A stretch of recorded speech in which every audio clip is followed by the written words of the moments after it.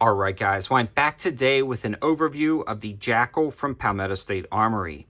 This is a high-value piston-driven system with folding stock options that can actually be fired with or without the stock attached because all of the recoil mechanism is contained in the upper assembly. Other companies have tried to do this and they've done it pretty well, but they're all at a more elevated price than what PSA is offering. The other cool thing about PSA is they always offer mix and match opportunities where you can swap out different lowers, stocks, uppers of all lengths to really fit your needs perfectly. On top of that, they've integrated a ton of new features since I initially reviewed the JAKL. They've expanded their lineup and even dropped prices, and that's what today is. If you want a full review of the JAKL, I have 3 online right now. I've got one of the ones with the 556 pin and weld option, which is similar to this, but with the original rail system. I have a 10.5-inch 300 blackout and a 10.5-inch 556. Both of them are SBRs, and I have well over 1,500 rounds through all 3 of the setups, probably closer to 2,000 rounds now, without any failures or parts breakages. The cool thing about this is they're almost infinitely adjustable with the gas blocks as well as the ammo choices for whatever can you put on the end of it, and you can really tune this setup perfectly for your needs no matter what you're doing, and that's what I love about the Palmetto State Armory JAKL. Now before we get too far into the updates and overview of the new line from PSA, I do want to give a huge shout out to AAC for sponsoring the ammo for this video. If you're interested in some of the best deals on AAC or the PSA JAKL, head over to the campsite page in the description below. AAC just did price drops on 5.7, 5.56, and 308, so you can take advantage of those opportunities over on the campsite page, and this has been running great in every platform I've put it in with no issues yet, so I'm really glad AAC is a sponsor of the channel. Getting back into some of the updates and features, some of the gas blocks have been updated since the initial release. So if you were watching some of the original videos and maybe there wasn't enough adjustment inside the gas block itself or they weren't quite fine-tuned, they have overcome a lot of that and the gas blocks are on point. They also have different adjustments that you can purchase online with different knobs if you have one of the original versions. So it's pretty cool how PSA does it, and PSA has a 100% lifetime warranty, so it's an awesome opportunity, again, when you grab a PSA product, if something goes wrong, for them to stand behind the product and support their customers. Some other cool features that PSA is doing that I'm not seeing other companies do is the fact that they pin and weld different muzzle devices, including 2 of my favorites, the AAC 51 tooth muzzle device and the Key Mo and the Key Micro muzzle devices. Perfect for a lot of those hub compatible cans where you can put that Key Mo device on the end or AAC 51 tooth on the end.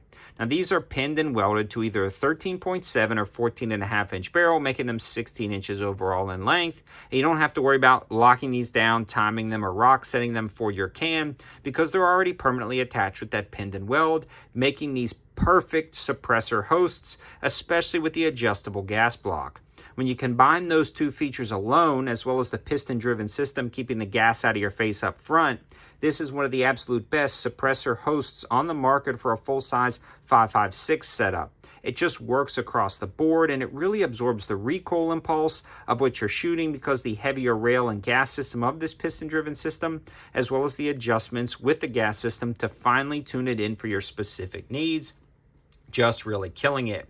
Now, some other updates and features is different rail lengths, as well as different rails in general, like this new one I'm featuring here with the M-LOK slots on the side, pick rail, and QD slots. I like this because it looks a little bit more aggressive, but more importantly, it's very functional with almost every attachment point you can possibly think of and a monolithic pick rail at the top. You can easily mount a light to the side of this that stays out of the way of the gas block, a pressure pad on the top, and maybe even an IR device, especially for some of those shorter barrel 300 blackout versions, which would be pretty slick with the can and nighttime shooting. And again, I've got videos on that if you want to check it out. But just know if you weren't necessarily satisfied with the rail offerings at launch, they have new rail they have new rail systems available, more than launch, and they also have different rail lengths than they had at launch, so it may be worth checking it out.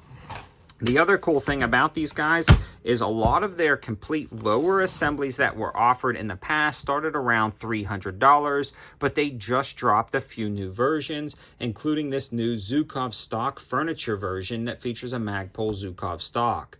It's adjustable. It's got Magpul furniture when it comes to the grip and enhanced trigger guard. It folds, and the cool thing is now they start at $199 and free shipping. I actually purchased this one myself for $199 with free shipping, and PSA sent the upper over at my request for a new pin and weld series I'm doing on the channel.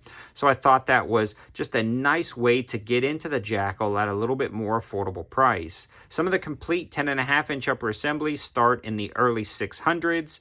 This full-size version with a pin and welded muzzle device comes in right at about $830. So when you pair it with a $200 lower with free shipping, you're right at about $1,000, just a touch over for an incredibly high-value piston-driven system. There's also different stock setups now that weren't offered before from JMac Customs, which clears the charging port or the ejection port that you can shoot while being collapsed. So there's pretty much every option you can possibly think of on the JAKL to fit your needs perfectly. And that's why I wanted to do another update video to let you guys know how these are running. Again, check out my other full reviews of those other setups if you want more details. But I did want to give you an update that these have been running great. I love the updates and enhancements that they've done in the line. And I love the fact that this is great suppressor host, especially with Form 4 times being next to nothing now. I think my last can was approved in 48 hours. If you're looking for something to put it on, definitely don't gloss over these. Dig in, see what they have, see what you can build out for yourself. Thanks for watching, guys. Have a good one.